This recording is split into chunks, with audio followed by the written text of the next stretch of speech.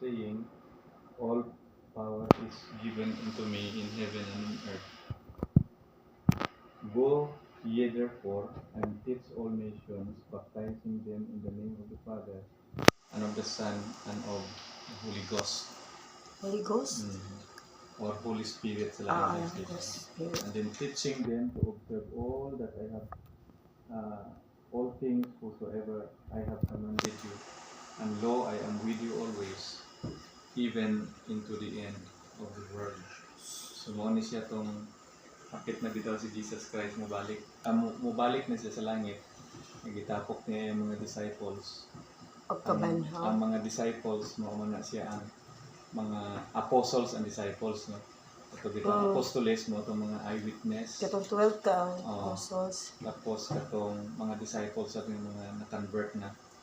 Iya silang giingnan nga. Ang tanan daw nga gahom gikan sa langit ug sa yuta gihatag kang Jesus Christ ato pa ay nabilin. Kay tanan man na niya kay si Jesus man God Dios nga nagpakatao. Dili siya tao nga nagpaka-Dios, kundi Dios nga nagpakatao. Niya nibayad siya sa sala sa mga katawhan din sa kalibutan sa diyan ni Anisya. Ang mutuo mo dawat kang Kristo nga iyang Dios ug manluluwas mapasaylo ang iyang sala baski unsa pa nakadako.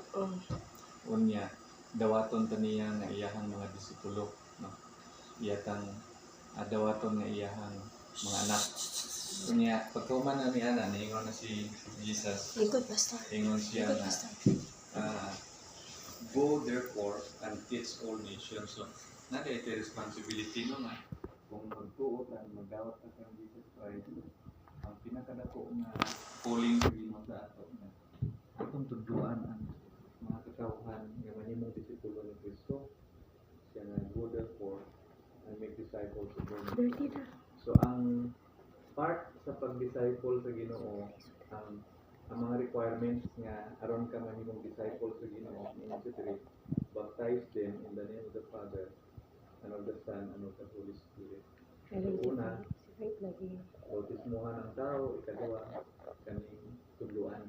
Okay, teaching them to obey all that I have commanded. So, ang Biblia, mao man na siya, ang content ni ana, mao ang kung unsay kahubuton sa Ginoo sa kinabuhi sa tao. So, importante nga dili tong ato mo masunod kundi ang kay Kristo. Kung willing ka nga mahimong disciple niya, willing pud ta nga mosunod sa kung unsay gisugo niya para kanang. So, mao na ang usa sa mga requirements sa Ginoo na i-evangelize ninyo, tudluin ninyo, i-share ninyo ang may balita. Ang may balita nga si Jesus Christ namatay, kunya nabanhaw.